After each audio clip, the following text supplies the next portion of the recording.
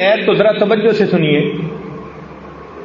حدیث پاک میں آتا ہے کہ نبی علیہ الصلوۃ والسلام ممبر سے نیچے تشریف لا رہے تھے، آپ نے آمین کہی.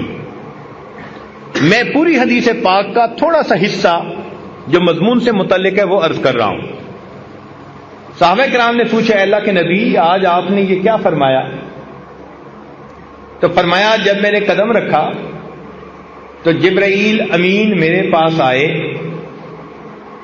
اور انہوں نے بد دعا دی، باعودہ، برباد ہو جائے وہ شخص جس نے رمضان کا مہینہ پایا اور اپنی بخشش نہ کروائی. اب یہ بد دعا کس نے دی؟ جبریل علیہ السلام نے. اور یہ بھی ذہن میں رکھیں کہ فرشتے کوئی کام خود نہیں کرتے. قرآن مجید میں ہے لا یعصون اللہ ما امرہم ویفعلون ما یؤمرون. کوئی کام خود نہیں کرتے، وہی کرتے ہیں جو پروردگار کا حکم ہوتا ہے. اس کا مطلب ہے کہ جبریل علیہ السلام آئے نہیں، بھیجے گئے تھے اللہ تعالی کی طرف سے.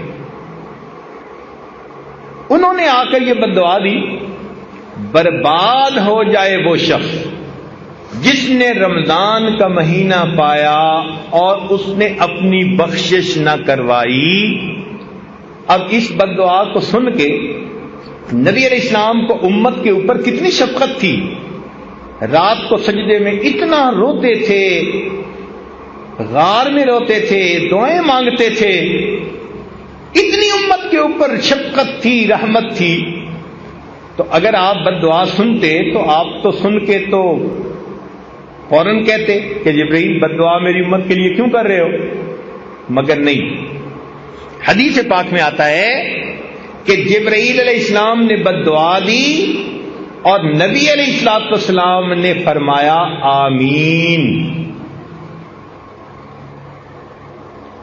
اب ذرا سمجھیے گا کہ اتنا تو رمضان میں غافل بندہ غفلت کا ارتکاب کرتا ہے کہ اللہ تعالیٰ نے بخشش کی انتہا کر دی. میرے بندے، میں شیطانوں کو بدوا رہا ہوں، میں تمہارے لیے پرندوں کو، مچھلیوں کو دعاؤں پہ لگا رہا ہوں اور میں تمہیں اختیار دے رہا ہوں، جو روزہ رکھ کے مانگو گے میں تمہیں دوں گا. پھر بھی اگر تم میری طرف متوجہ نہیں ہوتے تو اس کا مطلب ہے تم بدبخت ہو پرلے درجے کے. پھر تمہاری بدبختی میں کوئی شک نہیں. اب جبرائیل علیہ السلام نے آ کے کہہ دیا برباد ہو جائے وہ شخص جس نے رمضان کا مہینہ پایا اور اپنی مغفرت نہ کروائی. اور اللہ کے محبوب صلی اللہ علیہ وسلم نے آمین کہہ کر اس پر سٹیمپ کر دی، مہر لگا دی.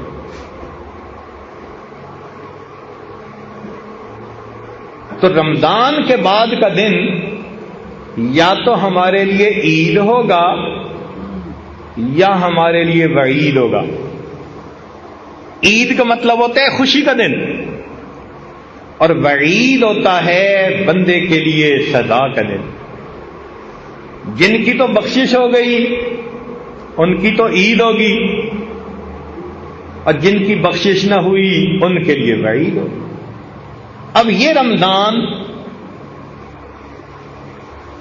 ایک نیک بندے اور غافل بندے کے درمیان الگ علیحدگی کرنے کے لیے آیا ہے.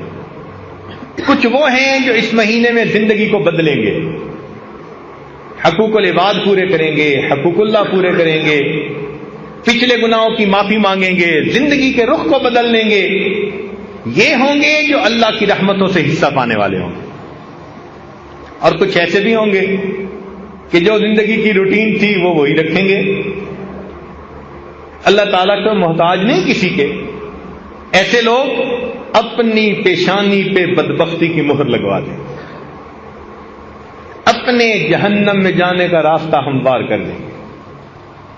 لہذا رمضان مبارک کے اس مہینے میں ہمیں اپنی زندگی کے بارے میں فکر مند ہونا چاہیے.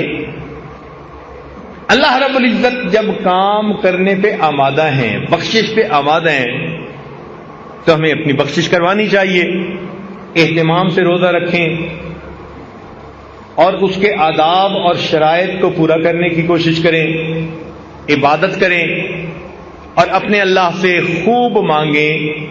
یہ مانگنے کا مہینہ، بخشش کا مہینہ، اللہ تعالیٰ کی طرف سے عطا کا مہینہ ہے۔ آپ نے دیکھا ہوگا کہ دنیا میں سیل لگ جاتی ہے، جوتوں کی سیل، کپڑے کی سیل، فلاں چیز کی سیل،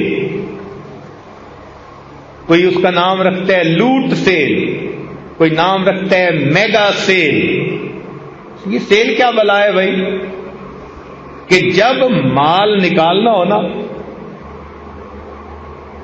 کہ جی ہم اپنا مال نکالنا چاہتے ہیں پچھلے سیزن کا، سیل لگا دی، بڑی قیمتی چیزیں تھوڑی سی قیمت پہ نکال دیتے، کہتے ہیں اٹھا کے لے جاؤ لے جاؤ۔ قرآن و حدیث کا مطالعہ کیا جائے تو محترم جماعت یوں محسوس ہوتا ہے اللہ رب العزت رمضان المبارک میں جنت کی سیل لگا دیتے ہیں۔ میرے بندو، تم میں سے جو چاہتا ہے جہنم سے بچنا اور جنت میں الاٹمنٹ کروانا، اس کے لیے کام آسان کر آؤ ہمارے در سے پاتے جاؤ پاتے۔ اب اس وقت میں بھی ہم اگر اللہ تعالیٰ سے یہ نعمت نہ پا سکیں تو یہ تو ہماری اپنی کم قسمتی ہوگی۔ اس لیے وقت کی اہمیت کا اندازہ لگائیے۔ کتنے لوگ تھے جو پچھلے رمضان میں زندہ تھے، آج وہ یہاں موجود نہیں، اور کتنے جو اس رمضان میں ہوں گے آئندہ رمضان میں نہیں ہوں گے۔ کیا پتہ ہماری زندگی کا آخری رمضان ہو۔ اس میں ڈٹ کے محنت کر لیجئے، اپنے رب کو منا لیجئے، اپنے گناہوں کو بخشوا لیجئے۔ دفتروں میں ہم نے دیکھا کہ جب افسر اچھے موڈ میں ہوتے ہیں نا تو پھر کلرک بادشاہ ایک فائل نکلوانے کے بجائے 10 فائلیں نکلوا لیتے ہیں، کہتے ہیں جی آج افسر ذرا خوش نظر آتا ہے۔ تو مالک الملک رمضان المبارک میں اس مہینے میں اپنے بندوں سے خوش ہوتے ہیں، روزہ دار بندوں سے بہت خوش ہوتے ہیں۔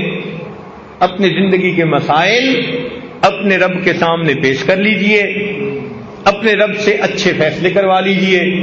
ہمیں اللہ نے ایک موقع اور عطا فرما دیا، اس وقت کو ضائع نہ کیجیے، کبھی بھی اس کو ضائع نہ کیجیے۔